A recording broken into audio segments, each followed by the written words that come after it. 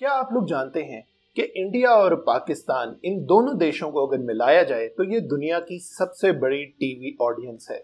इसकी वजह एक ही जबान, एक ही जैसा कल्चर और बहुत हद तक एक ही जैसा पहनावा। लेकिन इन दोनों देशों की अगर जनता को देखा जाए तो ये दोनों एक दूसरे को गालियां देने में मसरूफ रहते हैं या एक दूसरे को नीचा दिखाने में मसरूफ रहते हैं। तुम्हें बाहर धूप में बिठा के रखूंगा, गाँव मुतर पिलाऊंगा तुम्हें, गाँव मुतर। ये चप्पल को गाँव पी ले तेरे मुंह में अपने पी ले, पानी की जगह पियो गधेगा। जिस बंदे का नाम ही मेजर सूर हो तो वो सूर ही होगा ना, सुअर होगा वो ना, सुअर की तरह भौंकेगा। दिमाग खराब हो गया है तुम्हारा। दलील किस्म के दो कौड़ी के लाहौरी पाकिस्तानी पंजाबी चीन की भीख पे पलने वाले। एक तरफ इंडिया का आईटी बूम और दूसरी तरफ हर मसले में पाकिस्तान का न्यूक्लियर ब्लफ। लेकिन सच तो ये है कि ये दोनों ही मुल्क अंदर ही अंदर गल रहे हैं। आज ऐसे अंदाज में मैं आप लोगों के सामने रखने जा रहा हूं पाकिस्तान और इंडिया के वो काले सच जो मेन स्ट्रीम मीडिया कभी भी आपके सामने आने नहीं देता। इंडिया और पाकिस्तान में दोनों ही देशों में 60% लोग अपनी जिंदगी से खुश नहीं हैं।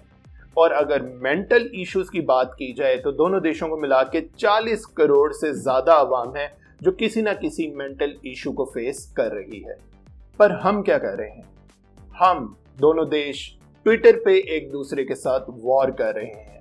कोई भी सोशल प्लेटफॉर्म हो, उसके ऊपर किसी भी पोस्ट पे अगर जाया जाए तो देखा जाता है इंडियंस पाकिस्तानियों को और पाकिस्तानी इंडियंस को नीचा दिखा रहे हैं। इंडियन माइटी जीडीपी $3.7 ट्रिलियन, लेकिन उसी देश में 63% लोग महाना 10,000 से भी कम पैसे कमा रहे हैं।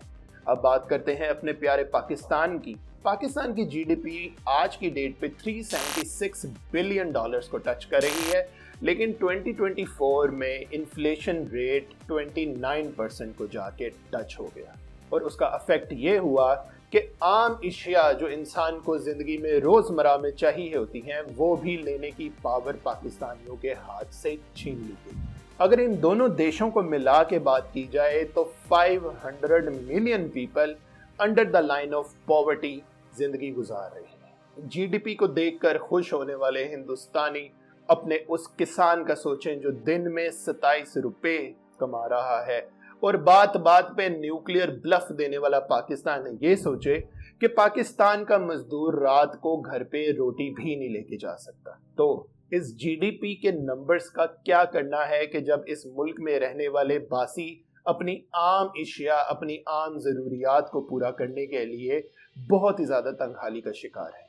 अब मैं बात करता हूँ एजुकेशन की। Do you know 35% of the Indian students can't read a sentence in English, and this is from the report of ASER 2023. And Pakistan 100 में से सिर्फ 33 बच्चे मैट्रिक तक जा पहुंचते हैं, और उनमें से सिर्फ 8 बच्चे ही मैट्रिक को पास करते हैं। ये मैं आपको ऑन एवरेज बता रहा हूँ। जब हम एक दूसरे के सिलेबस में कश्मीर को ढूंढने में मसरूफ हैं तो दुनिया के बच्चे मार्स को कॉलोनाइज करने के प्लान्स दे रहे हैं। शायद बाहर के बच्चे तो मार्स को कॉलोनाइज कर भी लें, लेकिन इंडियन पाकिस्तानी बच्चे यही लड़ते रहेंगे कि कश्मीर हमारा है या तुम्हारा है, तुम्हारा है या हमारा है। Grow up guys. अब मैं आप लोगों को बताता हूँ इंडिया और पाकिस्तान, इन दोनों देशों के बारे में बात की जाए तो 60% अवाम यानी 60% जनता यूथ है, नौजवान बच्चे हैं। लेकिन ये सारी यूथ या तो अनएम्प्लॉयड है या अनफॉर्चुनेटली रेडिकलाइज्ड है।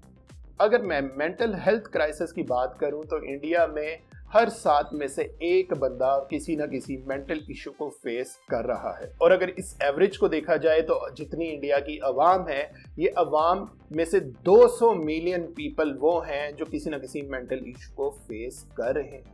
और प्यारे पाकिस्तान की बात की जाए तो WHO की रिपोर्ट के मुताबिक पाकिस्तान में 24 मिलियन अवाम ऐसी है जो डिप्रेशन या एंजाइटी को फेस कर रही है। अब मैं आप लोगों को बताता हूँ पाकिस्तान में साइकेट्रिस्ट का नंबर कितना है, सिर्फ 500। अब वो कितने लाइसेंस साइकेट्रिस्ट हैं ये एक अलग स्टोरी है। दोनों मुल्कों में अवाम डिप्रेशन और मेंटल इलनेस से डेली बेस पे मर रही है और हम हैं जो कास्ट, रिलीजन, कलर के ऊपर एक दूसरे से लड़ाई में मसरूफ है। लेकिन इस सारे मामले में जो असली दुश्मन है वो है खामोश रहने का कल्चर।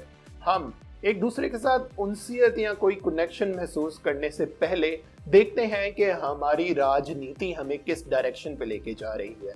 जब भी दोनों मुल्कों में इलेक्शन का माहौल करीब आता है तो हम हेट पॉलिटिक्स स्टार्ट करके, जहां पे हमें कहना चाहिए कि हमें दुनिया से मुकाबला करने के लिए अपने इस सेक्टर में काम करने की जरूरत है, हम बात ये करते हैं कि इंडिया से छीनेंगे कश्मीर और इंडिया बात करता है कि हम करेंगे बलोचिस्तान को पाकिस्तान से आजाद।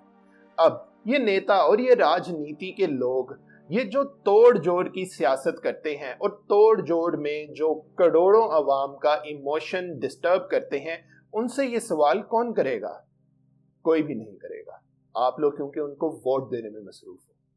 अब मैं आप लोगों से बात करता हूं यूथ एडिक्शन एपिडेमिक की। क्या आप लोग जानते हैं इंडिया में 2.3 करोड़ से ज्यादा अवाम किसी ना किसी नशे की एडिक्ट है। और अगर मैं अपने प्यारे पाकिस्तान की बात करूं तो यहाँ 6.7 मिलियन लोग किसी नशे की आदी हैं, जो कि साउथ एशिया में सबसे बड़ा नंबर है।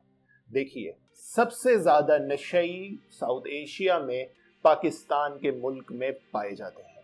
अब ये एक ऐसी बात है, एक ऐसा अलार्म है जिसके ऊपर सारी कंट्री को खड़ा होके इस नशे जैसी चीज को अपनी सोसाइटी से खत्म करने की जरूरत है। लेकिन हम बहुत आसानी से अपना फेवरेट मीडिया चैनल खोल के ढूंढते हैं कि कहां इंडिया को ताना लगे और कहां हम अपनी फॉल्स सेंस ऑफ सुपीरियरिटी में खुशी से बैठ के कहें हाँ उस मुल्क में हालात ज्यादा खराब हैं तो अपना जो भी है चिल है, ठीक है। दोनों कंट्रीज में टिकटॉक और क्रिकेट हमेशा ट्रेंडिंग पे रहती है, लेकिन साइंस, मेडिकल, टेक्नोलॉजी का क्या?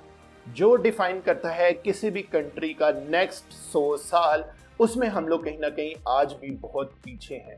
इंडिया तो स्टिल कहीं ना कहीं चंद्रयान और मार्स पे अपनी सैटेलाइट्स भेजने जैसे सक्सेसफुल ऑपरेशंस कर चुका है, लेकिन पाकिस्तान में अनफॉर्चुनेटली अभी दूर दूर तक किसी भी ऐसे मिशन की कोई बेस सेट नहीं है।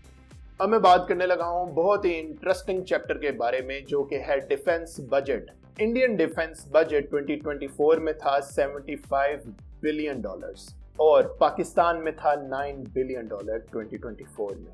अब ये वो बजट है जो दिया जाता है डिफेंस को, जिससे वो अपनी कंट्रीज को किसी भी एक्सटीरियर हैजर्ड से बचाते हैं, अपने अवाम को महफूज रखते हैं। लेकिन अगर इसको एजुकेशन के बजट के साथ कंपेयर किया जाए तो बहुत हैरानकुन बातें नजर आती हैं। इंडिया के टोटल जीडीपी में से सिर्फ 2.9% मिलता है एजुकेशन सेक्टर को, और पाकिस्तान में तो उससे भी बुरे हाल है। पाकिस्तान के टोटल बजट में से सिर्फ 1.7% जीडीपी का मिलता है एजुकेशन सेक्टर को। मैंने अभी आपको थोड़ी देर पहले बताया कि इन दोनों कंट्रीज को अगर कंबाइन करके बात की जाए तो 60% अवाम इसकी यूथ है, यानी कि नौजवान बच्चे। लेकिन अगर इन दोनों कंट्रीज के बजट की परसेंटेज को मिलाया जाए तो वो शॉकिंग 4.6% ही बनती है।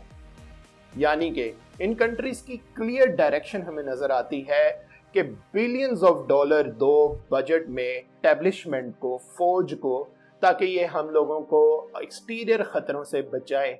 लेकिन चन्नी चवन्नी जितना बजट दिया जा रहा है अपनी कंट्री की यूथ को, उसको एजुकेट करने के लिए, उसको प्रोग्रेशन की तरफ लेकर जाने के लिए। अगर इसी तरह से चलता रहा तो हो सकता है दोनों कंट्रीज आने वाले वक्त में बहुत बड़ी बड़ी मिसाइलें, बहुत बड़े बड़े टैंक और बहुत बड़े बड़े न्यूक्लियर बम तो बना लें, लेकिन अंदर जो जाहिल अवाम दिन बाय दिन दुगनी हो रही है, क्या आप लोग ये चीज चाहेंगे कि इस नंगी, भूखी और अनपढ़ अवाम के पास हो लाखों किस्म के बम, टैंक? अब ये बहुत क्लियर है, जब अवाम के हालात इंटेलेक्चुअली इतने लो हों तो इन सारे रिसोर्सेज को यूज करती है एक सिलेक्टिव क्लास। और कभी भी एक अनपढ़ और इलिटरेट बंदा अपने राइट के बारे में ना ही उठ सकता है, ना ही सवाल कर सकता है। और अनफॉर्चुनेटली बड़े दुख के साथ मैं कहता हूं कि शायद हमें हमारे मुल्क के पॉलिसी मेकर्स की इंटेंशन भी यही नजर आती है। अब बात करते हैं इन दोनों मुल्कों के सबसे बड़े साइलेंट किलर के बारे में, जो कि है एनवायरनमेंट। दिल्ली दुनिया का सबसे ज्यादा प्लूटेड कैपिटल है और लाहौर नंबर 1 पे है ग्लोबल एयर टॉक्सिसिटी रैंकिंग के ऊपर। Glaciers melting faster than ever in Gilgit Baltistan and Uttarakhand. Heat wave causing 4,000 plus deaths in India and Pakistan in 2024 only. पर हम सिर्फ हिंदू मुसलमान इंडिया पाकिस्तान की लड़ाई में लगे हैं। मुझे लगता है अगर चीजें ऐसे ही चलती रहीं तो एक वक्त आएगा कि इंडिया और पाकिस्तान बिगेस्ट इंपोर्टर बन जाएंगे ऑर्गेनिक ऑक्सीजन के। जरा सोचिए, ये साइलेंट किलर जो एनवायरनमेंट है, जो क्लाइमेट चेंज है, इस तरफ कितना भाषण, कितनी बातें और कितना एक्शन होता है। अगर हम सारी चीज़ों को आपस में अभी अब कैलकुलेट करें और अपनी सोच बनाएं तो ऐसा लग रहा है ये दोनों देश अपने मुल्क के रिसोर्सेज उन कामों के लिए इस्तेमाल कर रहे हैं जिसका फ़ायदा बहुत एक सर्टेन क्लास ऑफ पीपल को मिल रहा है और अवाम भूखी, नंगी, नशा, जहनी मरीज और इलिटरेट होने की कगार पे है और हो चुकी भी है। अब बात करते हैं वीडियो के एंड पे सॉल्यूशन के बारे में, अगर कोई इन सारे मसलों का सॉल्यूशन है भी तो। क्या आप लोग जानते हैं कि इंडिया और पाकिस्तान की जनता सबसे ज्यादा इमोशन ड्रिवन है। इमोशंस इन दोनों देशों में कूट कूट के भरे हैं। जब इंडियन आइडल में एक स्क्रिप्टेड स्टोरी कोई सिंगर सुनाता है तो आंसू सिर्फ इंडिया नहीं बल्कि पाकिस्तान में भी बहे जाते हैं, और जब पाकिस्तानी ड्रामा में कोई चौथा तलाक अपनी बीवी को देता है तो सिर्फ औरतें पाकिस्तान की नहीं इंडिया की भी रोती हैं। लेकिन हमें अपने इन इमोशंस को सिर्फ नेशनलिज्म के लिए नहीं जलाना चाहिए, हमें अपने इन इमोशंस को फ्यूल बनाना चाहिए रिफॉर्म का, इनोवेशन का और पीस का। दुश्मनी बहुत जल्दी वायरल होती है, लेकिन अगर इन दोनों देशों के दुश्मन भी इतने कॉमन है तो मुझे लगता है हम दोनों देशों की अवाम को, जनता को आगे आना चाहिए और एक कॉमन दुश्मन के खिलाफ हाथ मिला के लड़ना चाहिए। तभी आने वाली जनरेशन हम लोगों को एज अ हीरो देखेगी और कहीं ना कहीं हम वो मुल्क बनने में कामयाब हो जाएंगे जिसका ख्वाब सिर्फ हमें सियासतदान दिखाते हैं, कभी हमें उस तरफ लेकर नहीं जाते। उम्मीद है आज की इस वीडियो में किसी ना किसी पॉइंट के साथ आप कनेक्ट ज़रूर हुए होंगे, और अगर आप कनेक्ट हुए हैं तो अब हाथ में गेम आपके है और आपने अपनी गेम किस तरह से प्ले करनी है वो इसी तरीके से करनी है कि आपने देना है साथ मेरे चैनल को सब्सक्राइब करके। मैं देख रहा हूँ more than 80% of the viewers on my channel are those who did not subscribe to my channel. किस चीज का इंतजार कर रहे हैं? आज ही सब्सक्राइब करें मेरे चैनल को और मैं आपसे वादा करता हूं कि मैं लौट के आऊंगा किसी ऐसे इंटरेस्टिंग कंटेंट के साथ। तब तक के लिए आई एम साइनिंग ऑफ।